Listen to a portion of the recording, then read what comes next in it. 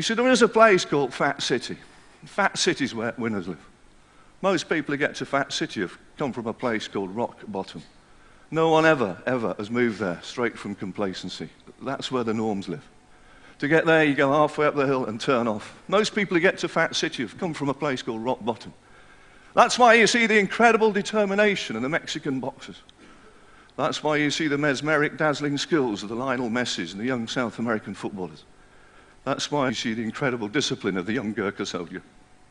That's why in every big marathon around the world, you see the sheer brilliance of the long-distance runners that come out of Kenya and Ethiopia.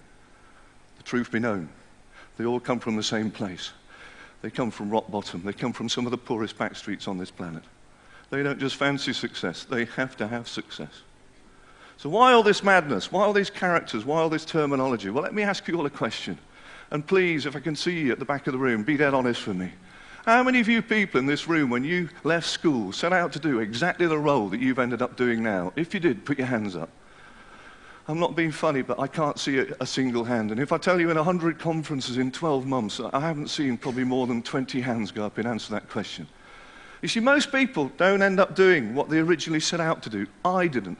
But I somehow had to find a way of motivating myself and self-leading myself and leading people around me on a day-to-day basis.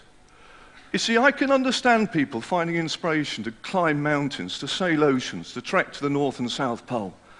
I hope I'm not sounding cynical, but I can see where the inspiration comes from. If we all had to be at the airport tomorrow morning and we're going on a polar expedition for 6 months, we'd be pretty buzzed up and excited about it. But what motivates the rest of us? What motivates everyday people in the real world to want to get out of bed, to climb their own mountains in their workplace and make a difference to other people's lives? What motivates a tea lady this morning, right now, starting a 9-hour shift in the NHS, working in a hospital on pittance money? What motivates that lady not only just to do her bit, but to just step beyond her job spec and put a few smiles on a few patients' faces? What motivates Eric on a forklift truck? What motivates him to want to bother putting pallets in exactly the right place?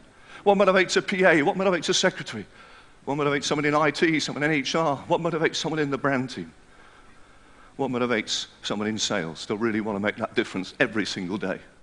Snake ferrets, little warriors of doom, with insatiable appetites for other people's problems, dedicated to the downside, macheting their way through all things positive, just to find one little negative. Moan, moan, moan, moan, moan, moan, moan. Oh, I don't like Christmas, me, I can't stand snow. It turns to slush, you know. Yes, these people have a problem for every solution. They light up the room when they walk out. Tiny, noticeable things. These are the little tiny things that engage people. These are the things that create the magic. These are the things that make the difference. These are the things that inspire people, that please people, that wind people up. But the wonderful thing about them is they cost nothing. As an ex-police officer, when that radio goes and you've got to go to someone's house you've never met before and they deliver the world's worst news, and then you look them in the eyes and as best you can, you deliver your 2 sentences of news. Believe you me, this is pretty much, as some of you know, the initial reaction you can pretty much expect. It's pretty much this.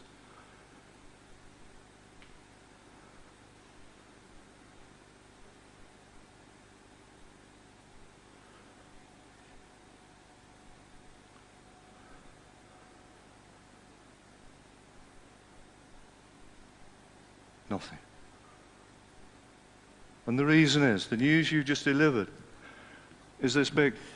It cannot for one moment begin to be taken in by these people. So why do I make this point incredibly aggressively? And I apologize. Because the more successful organizations become, the more they concentrate on big things to lead teams, to motivate people, big things to win customers over. Whereas most of the time they have little effect. Whereas TNTs go in there, they make an instant experience. And I wish some of the big hotel chains would realize the explosive power of them. I spend my life staying in hotels. I get a brochure come through, I think, wow, I'm staying there. I'm staying there in 4 weeks' time. Look at this place. It's got a swimming pool in reception. How good does it get? Center spread page is a warm, glowing face of a receptionist greeting people in reception. I'll be meeting her in a few weeks' time. Underneath her picture in big letters, so big I can read it without my glasses on, it clearly says, "We guarantee you the warmest welcome you've ever experienced." I get in my car, I struggle for 7 hours through the motorways. I arrive at this palatial oasis.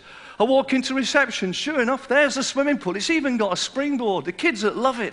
They spent millions on pink marble flooring. It's fantastic. Yes, they spent millions on pink marble flooring, but who've they employed behind reception? The warm, glowing face in my brochure? No! It must be a night off. Me and Mrs. Webster, 4 o'clock in the morning, snoring away in bed. Mum, Dad, wake up! Guess what? It's snowing! Do you know how they dragged us out of bed? They took us to the back of the house to show us it's snowing out the back. And then, you think I'm making this up, they took us to the front of the house.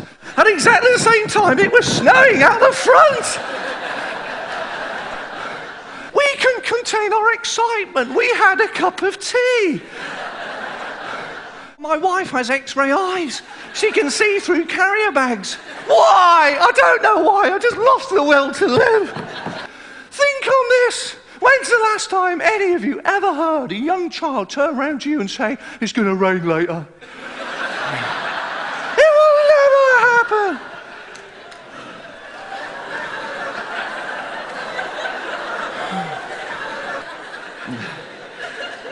And I absolutely guarantee all of you, when you get into bed, all you'll hear from this side of the bed is, thank you very much, thank you.